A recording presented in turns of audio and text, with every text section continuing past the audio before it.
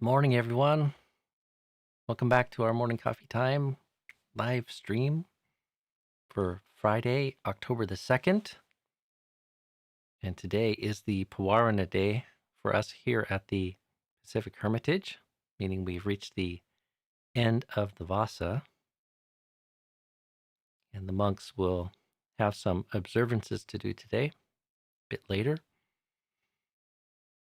As those who are here on a daily basis know too, it's also the last day that my brothers and good friends Ajahn Sudanto and Venerable Rakito be here with me this year. So both of them are doing copious loads of laundry and packing and cleaning and washing and arranging things and getting ready for a very early morning departure tomorrow. So as of the early mornings of the hour tomorrow, I'll become a bit more of a hermit and move into a truly solitary living situation for a few weeks. So today being the theme of the Pavarana ceremony, as I mentioned a few days ago, it is a ceremony that the Buddha established for the monks to take up after they've been living together for this period of the Vasa period. And he gave it such importance that it replaces our rule summary recitation, which needs to happen if 4 or more monks are living together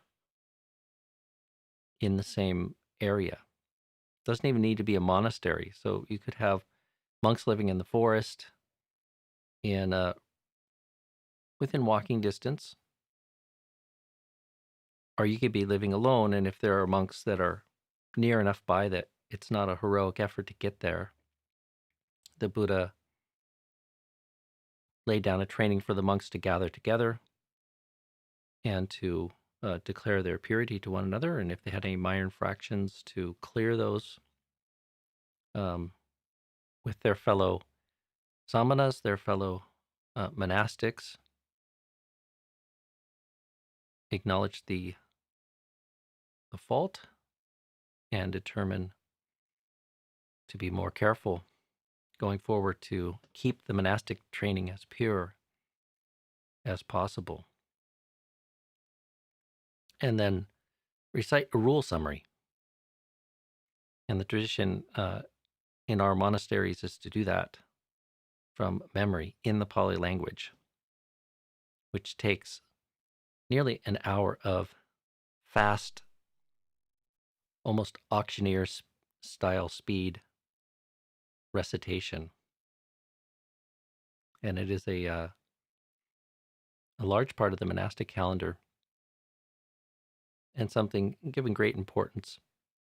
It can be suspended for reasons of imminent threat, wildfire, etc., but not for any trivial reasons. And even if a monk is very sick, they have to be profoundly unwell and send their what's called the chanda.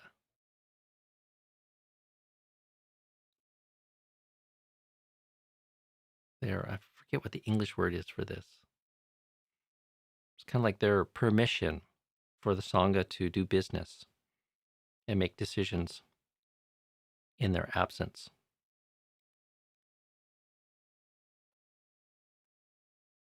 And this happens every full moon and new moon, the only exception being some exceptionally dangerous situation or the annual Pawarana ceremony. And Pawarana means to invite, and in particular, it's to invite your fellow practitioners, your fellow samanas, your fellow monastics to give admonition to your practice of Dhamma, your practice of Vinaya.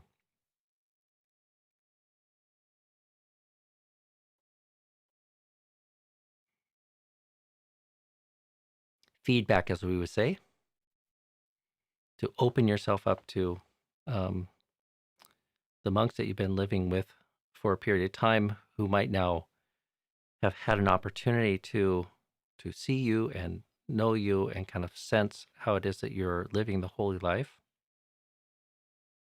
And hopefully you've developed a relationship, a good relationship, a sense of trust and care, so that that can be done in a way that's mutually beneficial, both for yourself, but also for the Sangha.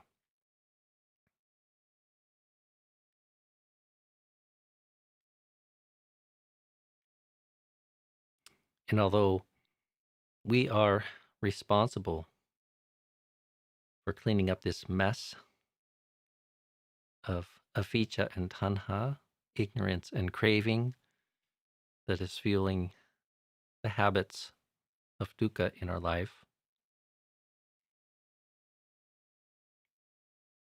as I'm fond of reflecting, it's not all that possible to do it in isolation. We need a little help from our friends. And there's a whole social context that is recognized by the way the Buddha taught and also how he arranged his monastic communities. So the theme for today in the monastery is the value of that social dimension of renewing our commitment to being open to sharing and receiving feedback in a skillful way.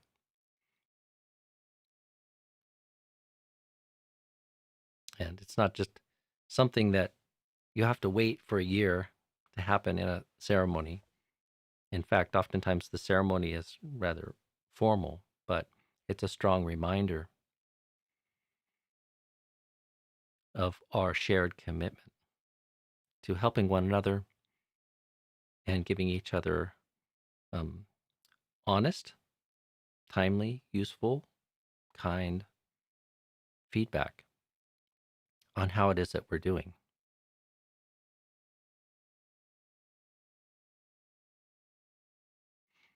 And the Buddha, in talking about admonition or feedback or people that might point out where it is that we're failing to live up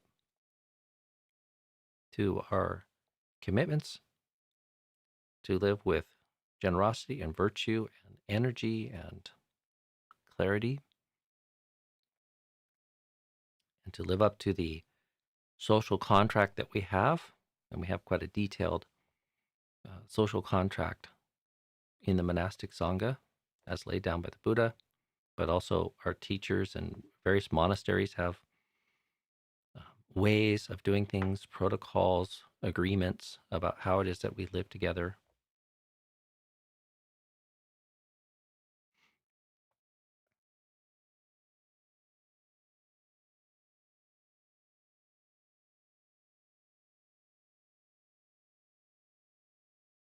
And it's an honor and should be looked upon as a treasure if somebody is willing to point out our faults.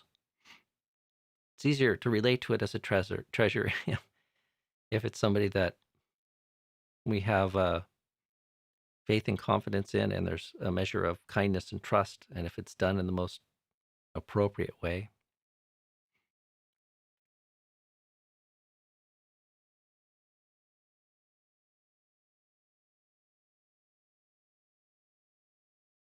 The most difficult defilements to overcome are the ones of delusion. It is exceedingly difficult to see ourselves with the kind of clarity that is often necessary.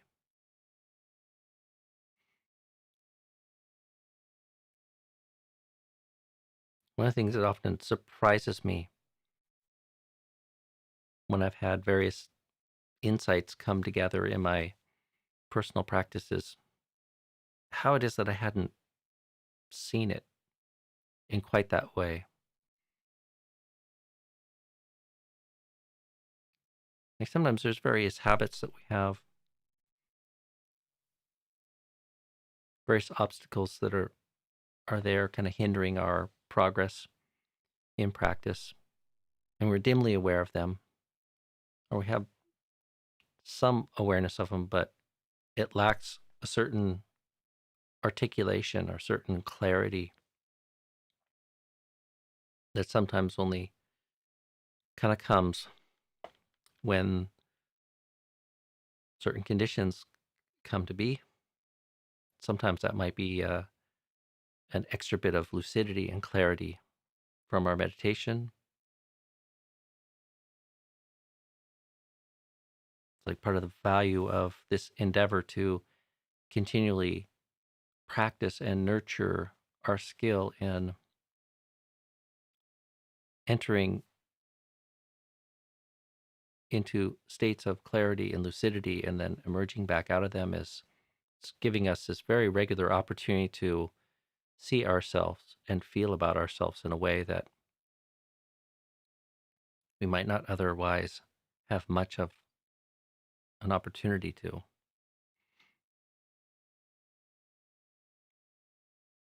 But also, we are social animals and living in community and sharing that endeavor to learn, to grow, to understand ourselves, to contemplate Dhamma, to constantly be evaluating uh, the stuff of our life, the stuff of our relationships, the challenges in light of Dhamma, and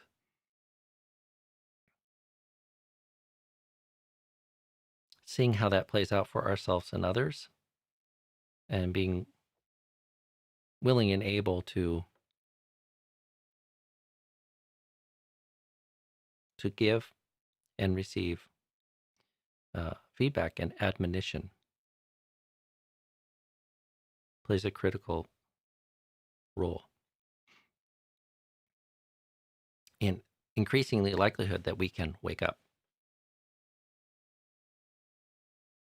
In fact, there's some striking passages in the monastic discipline, and maybe in a few suttas,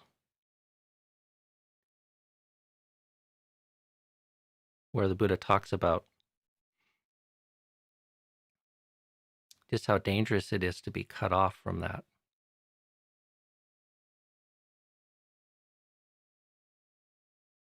And one of the suttas that comes to mind right now is the Buddha has this encounter with somebody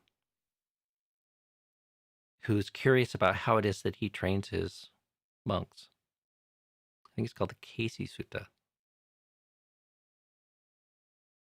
And the Buddha talks about 4 types of horses. He says his monks are like 4 types of horses. Some are easier to train than others. And the first one is very easy to train or motivate. And the image the Buddha's using is like somebody using a goad or a whip. And the first horse, even the shadow of the whip's enough to get him to do what you want or to run. And some people are like that. They just need a little admonition or a little reminder or a mirror to see what it is that they need to do to correct themselves. Some need a light tap. Some need a firm smack. And then some you can beat and beat and beat, and they still won't go. And the person who's having this exchange with the Buddha says something actually rather kind of humorous, sort of, surely the Tathagata does not beat those monks, or something like, surely the Tathagata doesn't support that kind of violence. So what do you do with somebody like that? What do you do with somebody that's that difficult to train, who's incorrigible? Like, no matter how much you admonish them, they don't correct course. And the Buddha just says, you don't. Like, at some point, you just withdraw that. If it's clear that they're just of the view or the temperament or something that they can't receive that, then you cut them off. And without that, they do not grow. In fact, they die in their endeavor to sort of develop the Dhamma.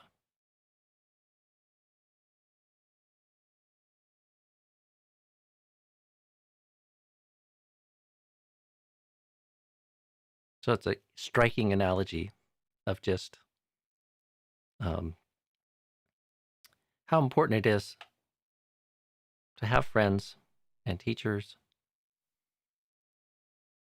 that can help us uncover that buried treasure, to shine a light, to offer constructive admonition, feedback. And without it, a whole host of opportunities for developing and growing die in us. If we don't have that, and we're not open to that, or we haven't cultivated the ability to be responsive to that.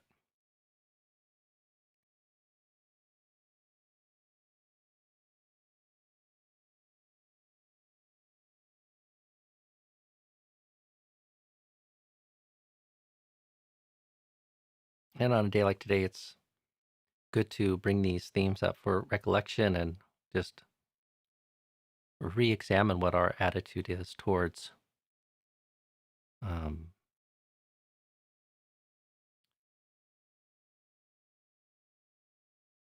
being open to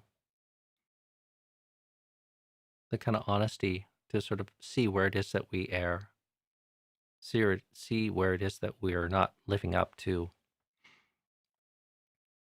the commitments that we have, and in particular, the kind of commitment to rise up, to do what's necessary to develop this Dhamma and this discipline that leads us into increasing goodness and freedom from suffering.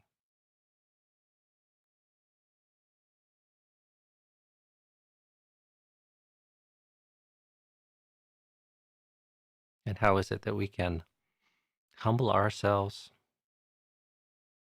and grow the capacity to see what we can for ourselves, but to be open to and to have that attitude of welcoming feedback from others and guidance from others, even if it's a bit painful, even if it hurts sometimes, even if it's not done in the most beautiful or skillful way.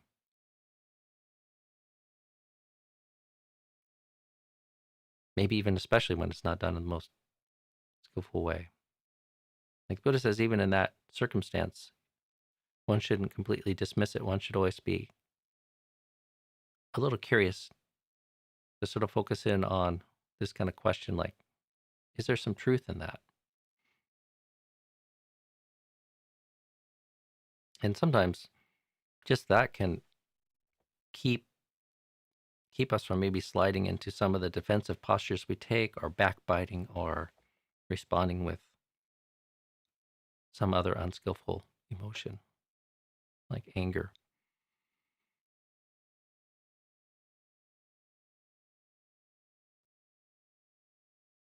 So a little reflection on the value of feedback and the Buddha's attitude to that, and how it fits into our training as monastics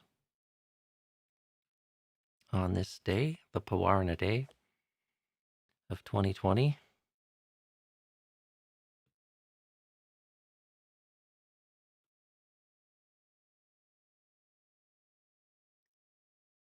I have a meeting this morning very shortly after this all ends, so I have a hard out, as they say, so I'll scan through the questions. I see quite a few things highlighted here, but I won't have much time for questions today.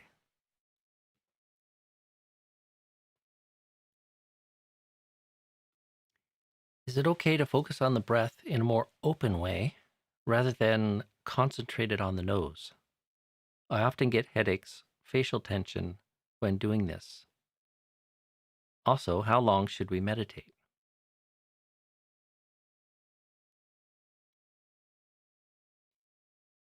So, Sunny, I think it's okay to focus on the breath. There's many ways we can do it, and there's even some debate about how to interpret the instructions that sit in the suttas. And the thing I would attend to is whatever technique that you use is the mind moving along the path of overcoming the hindrances and arousing the kind of factors of good meditation that the Buddha advocates, in particular the jhana factors. And if you're focusing in some way, where headaches or facial tension are coming up, then finding some other way to practice breath meditation could be helpful. And early on, I had similar problems with this.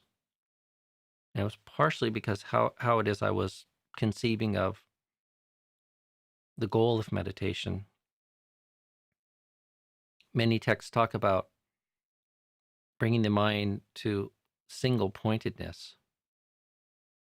And if we put too much effort, there's too much desire to kind of really force the mind to sort of settle down and move towards this imagined experience of single pointed awareness,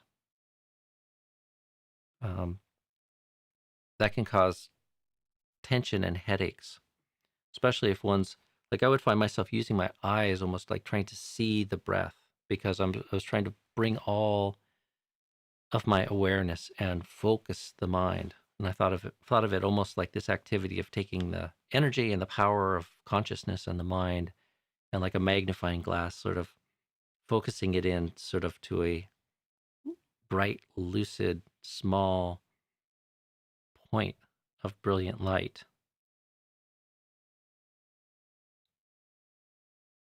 And the initial instructions I had were to focus at the tip of the nose.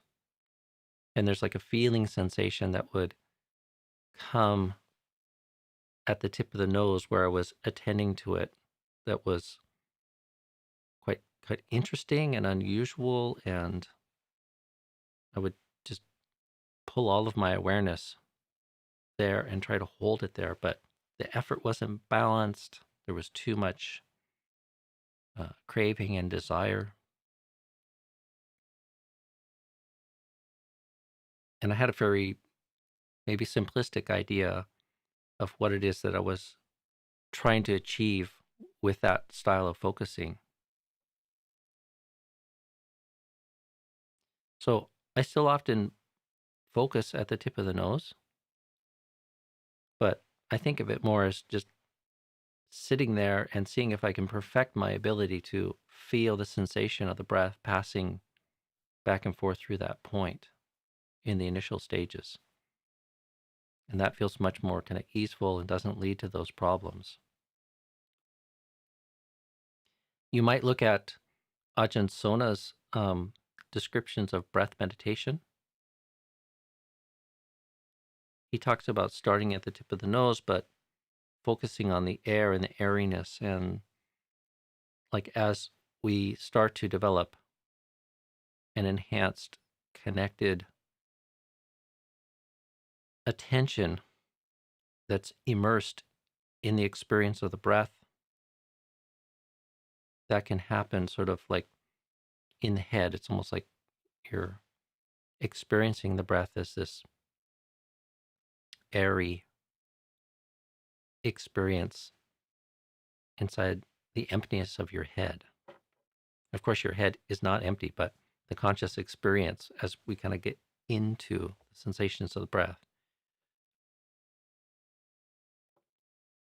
can be perceived in that way. And then there's other styles of doing something a bit like that, sort of training to attend to breath awareness in a more whole body sense.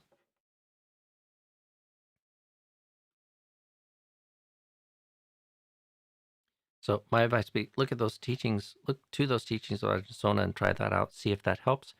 Also, just look at how it is that you're thinking about the goal of meditation and what's the quality of effort you're bringing to the meditation, and see if there's ways that you can adjust it so that it's lessening that problem. But it's quite a common problem that people have, and sometimes it just takes some experimentation to figure out how to alleviate it.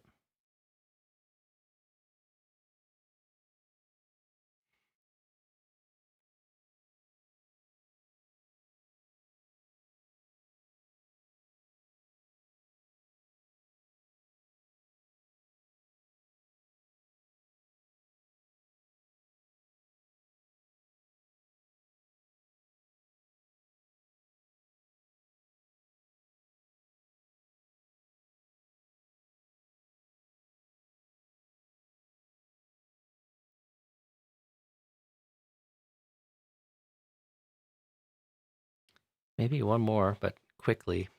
I have to get going. Sometime last week you mentioned don't confuse pleasure for happiness. Could you expound upon this? Well, Christine,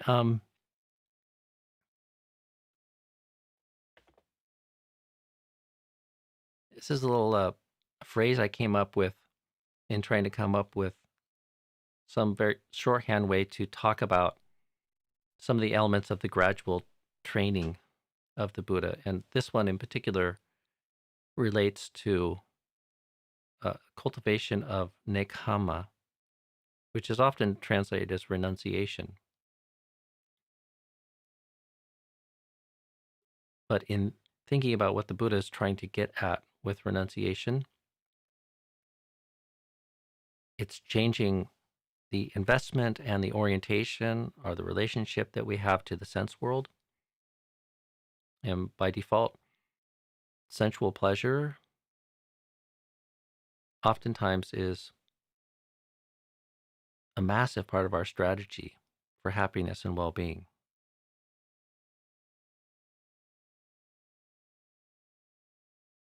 And the Buddha talks about the liability in having that relationship to the sense realm. He talks about the gratification, the danger, and the escape of sense pleasures. He encourages a more modest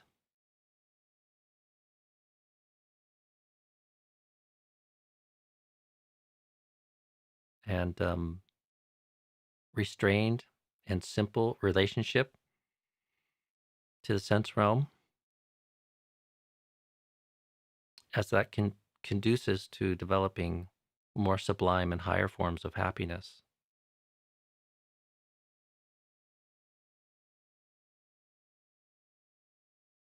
So that gives a little definition maybe for today, and that's about all the time I have for it. So, okay, friends, good to see so many people here, almost 100 today. So, happy Pawarna Day, and a little uncertain how things are going to play out in the next bit of time while I'm living here by myself and trying to balance the duties with the morning live streams and the pujas, but I haven't made any firm decisions yet. but there might be some changes ahead here. But I'll continue sitting and see how solitary sitting and chanting works for at least a few days on our YouTube channel to support the people that have been tuning into that. Maybe I'd encourage a few more people to get up early and practice, or a few more people to practice chanting and doing reflections. And I will see you all on Monday for the morning coffee live stream. Happy Puarna Day. Bye for now.